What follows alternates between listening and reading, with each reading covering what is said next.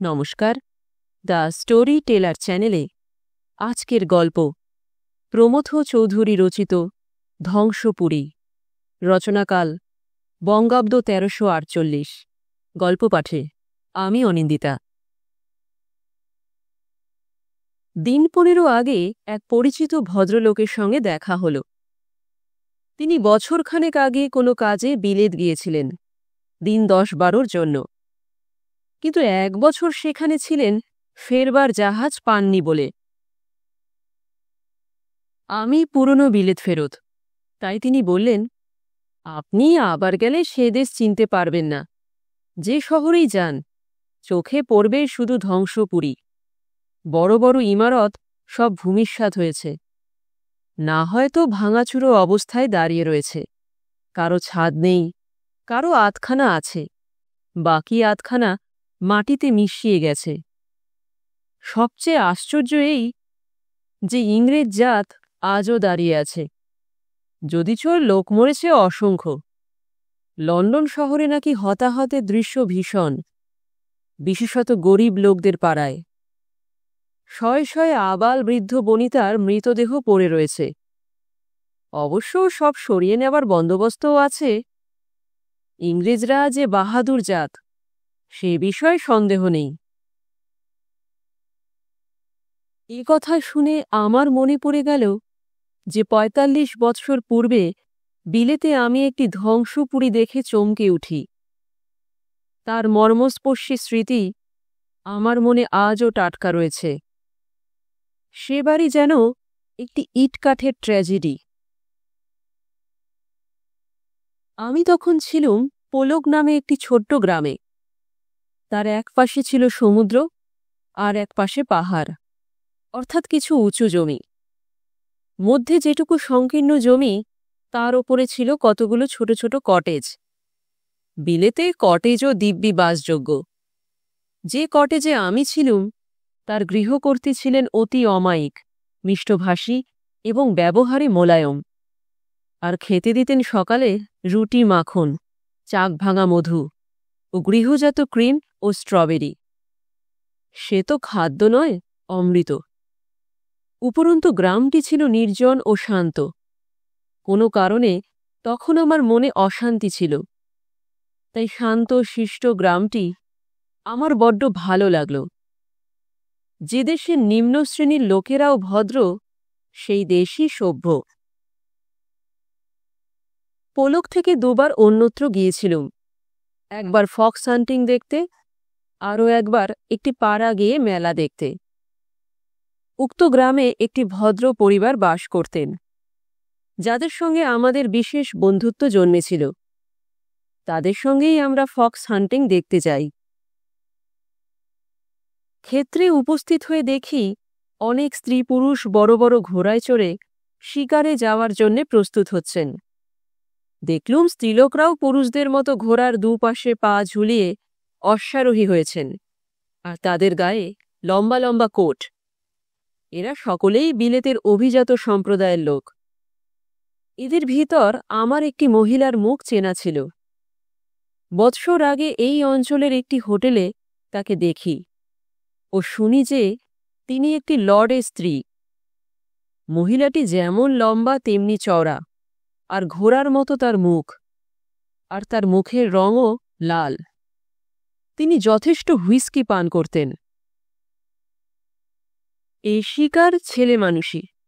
কুকুর খুঁজে খ্যাকশিয়ালি বার করে, আর সকলে মিলে তাকে তাড়া করে, পগার ডিঙিয়ে বেড়া টপকে, আর কুকুরই সেই খ্যাকশিয়ালি মারে। এ শিকার ইংরেজ জাতির আদিম বর্বরতার পরিচায়ক। আমি এই শিকার দেখে বিরক্ত হয়েছিলুম। হাসিও পেয়েছিল এই আবিষ্কার করে যে জাতির সভ্যতা একটি মিশ্র সভ্যতা, অর্থাৎ আদিম প্রাকৃত বর্বরতার উপরে সংস্কৃত সভ্যতা আরোপিত হয়েছে। আরও একবার পূর্বে উক্ত ইংরেজ বন্ধুদের অনুরোধে একটি পাড়া গেয়ে মেলা দেখতে যাই। এদেশের পাড়া গেয়ে মেলার সঙ্গে বিলেতের গ্রাম্য মেলার বিশেষ কোনো প্রভেদ নেই। সেখানেও দেখলুম নাগরদোলা আছে, আর ঘোড়ার দোলা আছে। বহু স্ত্রী পুরুষ সেই সব কাঠের ঘোড়ার উপর আশোয়ার হয়ে চক্রাকারে ভ্রমণ করছে। আর বিক্রি হচ্ছে টিনের ভেপু, চিনেমাটির খেলনা, আর চারপাশে খাটানো হয়েছে কতগুলো ছোট ছোট তাঁবু, যার ভিতর বোধহয় জুয়া খেলা চলছে। আর সস্তা মদ বিক্রি হচ্ছে, যে মদ লোকের পেট ভরে কিন্তু হঠাৎ মাথায় চড়ে না। নতুনের মধ্যে দেখলুম স্ত্রী স্বাধীনতার দেশে মেয়েদের অবাধ স্বাধীনতা, অর্থাৎ ছুটোছুটি করবার, চিৎকার করবার, চেঁচিয়ে হাসবার বেপরোয়া স্বাধীনতা। ছেলেদের আনন্দ ও মেয়েদের আমোদের ঝড় যেন ওই মেলায় বয়ে যাচ্ছে। আমরা এদেশে স্ফূর্তি করে আমোদ করতেও ভুলে গিয়েছি। জনগণের এই উদ্দাম আমোদ দূর থেকে দেখতে আমার ভালো লাগে, যদিচ এ আমোদে আমি যোগ দিতে পারিনে। আমাদের দেশে সেকালে এই ধরনের উৎসব ছিল। তার পরিচয় পাওয়া যায় হর্ষবর্ধনের রত্নাবলী নাটকে। সেকালে যা বসন্তোৎসব ছিল তার অপভ্রংশ হচ্ছে একালের হোলি। আর বাংলার বাইরে হোলি খেলা জনগণের একটি শিকল ছেঁড়া উৎসব। সে যাই হোক, বেশিক্ষণ এ নাটকের দর্শক হওয়া যায় না। পুরুষের মত্ততা ও স্ত্রীলোকের তাণ্ডব নৃত্য সভ্যতার নিদর্শন নয়, মানব প্রকৃতির আদিমতার লক্ষণ। জনগণের বারোমেশি জীবন নিরানন্দ, তাই খাটুনি থেকে ছুটি পেলে তারা এরকম স্বতঃস্ফূর্ত আমোদ করে থাকে। ইংরেজ বন্ধুদের অনুরোধে মাইল দুয়েক দূরে একটি ধ্বংসপুরী দেখতে গেলুম। সে বাড়িটা প্রায় সমুদ্রের ধারে, আর সমুদ্রের গায়ে একসার উইলো গাছ আছে। আমরা যখন সেখানে উপস্থিত হলুম তখন সমুদ্র থেকে জোর হাওয়া বইছে, আর তার শো শো আওয়াজ শোনা যাচ্ছে, যেমন এদেশের ঝাউ গাছের মধ্যে দিয়ে বাতাস এলে শোনা যায়। এই নির্জন পুরী দেখে, ওই আওয়াজ শুনে আমার মন উদাস হয়ে গেল। বাড়িটি প্রকাণ্ড ও পাথরে গড়া। ওই পুরী জীর্ণ নয়, কিন্তু কতক অংশ ভাঙাচোরা। বাড়ির ভিতর ঢুকে দেখি যে তার ঘরগুলো মস্ত মস্ত। আজও তার দেওয়াল ওক কাঠে মোড়া। একটি ঘর দেখলুম যার ছাদ ভেঙে পড়েছে, উপরে আকাশ দেখা যাচ্ছে। একালে হলে বলতুম যে জার্মানরা বোমা মেরে ভেঙে দিয়েছে। শুনলুম ওইটিই ছিল বাড়ির মালিকের ব্যাংকোয়েটিং হল। যার এ বাড়ি ছিল তার কোনো ওয়ারিশ নেই। এই পরিত্যক্ত বাড়ি কেন আজও যে দাঁড়িয়ে আছে বুঝতে পারলুম না, অর্থাৎ কেন যে ভূমিসাৎ করা হয়নি।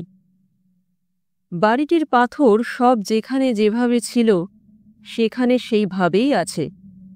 বড় বড় চৌকস থাম সেকালে স্মৃতি বহন করছে, কিন্তু দৌড় জানলায় কবাট কমই। ঝড় বৃষ্টির সে বাড়িতে অবাধ প্রবেশ। বাড়িটি তো আগাগোড়া হা হা করছে, আর তার অন্তরে সমুদ্রের বাতাস হু হু করছে। বাড়িটি যেন অভিশপ্ত, আর এখন সেখানে ভূত প্রেত বাস করছে। শুনলুম রাত্রিরে সে বাড়ির ভিতরে শোনা যায় শুধু চিৎকার আর কান্নার আওয়াজ, তাই এই বাড়িতে ভয়ে কেউ আসে না। এই ধ্বংসপুরীর ইতিহাস কেউ জানে না। স্থানীয় লোক যাদের জিজ্ঞাসা করলুম তারা বলল তারা গ্রাম বৃদ্ধদের কাছে এর ইতিহাস শুনেছে, আর সেই গ্রাম বৃদ্ধরা যখন ছোকরা ছিল তারাও তাদের গ্রাম বৃদ্ধদের কাছে শুনেছে। অতএব এ পুরীর ধ্বংসের একটি কিংবদন্তি আছে। সে কিংবদন্তি এই পুরী ছিল সেই সম্প্রদায়ের একটি বড় লোকের, যে সম্প্রদায় এখন ফক্স হান্টিং করেন। সেকালে তারা রাজার হয়ে যুদ্ধ করতেন, ফলে তারা ছিলেন নিষ্ঠুর, নির্মম এবং যথেচ্ছাচারী। এখন শৃগাল বধ করা যে সম্প্রদায়ের হয়েছে নেশা ও পেশা, সেকালে মানুষ বধ করা ছিল তাদের ধর্ম ও কর্ম। এ বাড়ির মালিক ছিলেন একটি নামজাদা যোদ্ধা। তিনি বছর ২-৩ অন্য কোনো দেশে যুদ্ধ করতে গিয়েছিলেন, আর তার পরমা সুন্দরী স্ত্রীর রক্ষণাবেক্ষণের ভার তার অন্তরঙ্গ বন্ধু একটি লর্ডের হাতে দিয়ে গিয়েছিলেন। তিনি একদিন না বলা কওয়া হঠাৎ রাত দুপুরে বাড়ি ফিরে এলেন। ফিরে এসে দেখেন যে তার বন্ধুটি শয়ন মন্দিরেও তার স্থলাভিষিক্ত হয়েছেন। পরশপাপ হরণ যাদের ধর্ম, পরস্ত্রী হরণও তাদের নিত্যকর্ম। মানুষের আদিম প্রবৃত্তির তারা অবাধ চর্চা করতেন। ফলে দুই বন্ধুতে সেই রাত্রিতে ব্যাঙ্কোয়েটিং হলে ডুয়েল হল। দুজনের কাছেই তরবারি ছিল। লর্ডের স্ত্রী তাদের এ যুদ্ধ থেকে বিরত করতে অনেক চেষ্টা করলেন, কিন্তু তিনি এ মারামারি কাটাকাটি ঠেকাতে পারলেন না। বাড়ির মালিক তার বন্ধুটিকে বধ করলেন ও নিজে আহত হয়ে ভূমিশায়ী হলেন। তখন তার স্ত্রী একটি বল্লম নিয়ে তার স্বামীর বুকে বসিয়ে দিলেন। যে বিকট চিৎকার ও কান্না আজও শোনা যায়, সে ওই লাট পত্নীর প্রেতাত্মার চিৎকার ও কান্না। তারপর নাকি এই ভ্রষ্টা ও পতিহন্ত্রী মহিলাটি ঘোর ধার্মিক হলেন আর দিনরাত ধ্যান ধারণা করতে আরম্ভ করলেন। তার একটি গুরু জুটল। লোকটি যেমন কুৎসিত তেমনি গুণী, আর মদ্যপান করত প্রচুর। তিনি নাকি মন্ত্র বলে ভূত নামাতে পারতেন, আর ওই ব্যাঙ্কোয়েটিং হলে এই নানারূপ ক্রিয়াকর্ম হতো। কিন্তু যাকে তিনি পরলোক থেকে টেনে নামাতেন সে হচ্ছে মহিলাটির পতি, উপপতি নয়। মহিলাটি কিন্তু তার উপপতিকেই দেখতে চাইতেন। তার মৃত স্বামীর প্রেতাত্মা দেখে তিনি চিৎকার করতেন ও উপপতিকে দেখতে না পেয়ে কাঁদতেন। তিনিই ও ঘরের ছাদ উপড়ে ফেলেছিলেন, মাথায় একটি চূড়া বসিয়ে দিয়ে ঘরটিকে গির্জায় পরিণত করতে। শেষটা তিনি পাগল হয়ে গেলেন এবং অতঃপর আত্মহত্যা করলেন। সুতরাং বাড়িটিকে যীশুখ্রিস্টের মন্দির আর করা হল না, হল ভূতপ্রেতের মন্দির।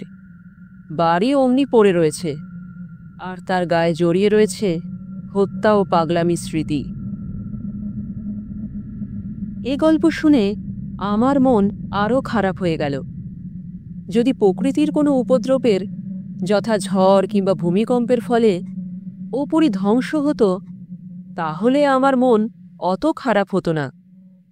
কিন্তু মানুষের পাপের শাস্তির নিদর্শন বলেই আমার মন এত আহত হয়েছিল। জনগণের মুখে শোনা এ গল্প ইতিহাস নয়, কিংবদন্তি মাত্র। আর এই কিংবদন্তির স্রষ্টা হচ্ছে জনগণের কল্পনা। সেই জনগণের যারা মেলায় মদ্যপান করে, নৃত্য করে, আর অবাধে স্ত্রীলোকদের চুম্বন ও আলিঙ্গন করে। আর এ জাতীয় কল্পনা মানুষের যত বুক চেপে ধরে, কোনো ঐতিহাসিক ঘটনা ততদূর করে না। যা বললুম তা গল্প হলো কিনা বলতে পারিনি, কিন্তু রিয়েলিটির এক টুকরো চিত্র। বলা বাহুল্য, যাকে আমরা রিয়েলিটি বলি তা আছে একমাত্র মানুষের কল্পনায়, অর্থাৎ মনে। তার বাইরে নেই। বাইরে যা আছে তার রিয়েলিটির কঙ্কাল মাত্র। এ ধ্বংসপুরী আমি আজও ভুলতে পারিনি। তার স্মৃতি মধ্যে মধ্যেই আমার মনকে পীড়িত করে, বিশেষত আজকের দিনে।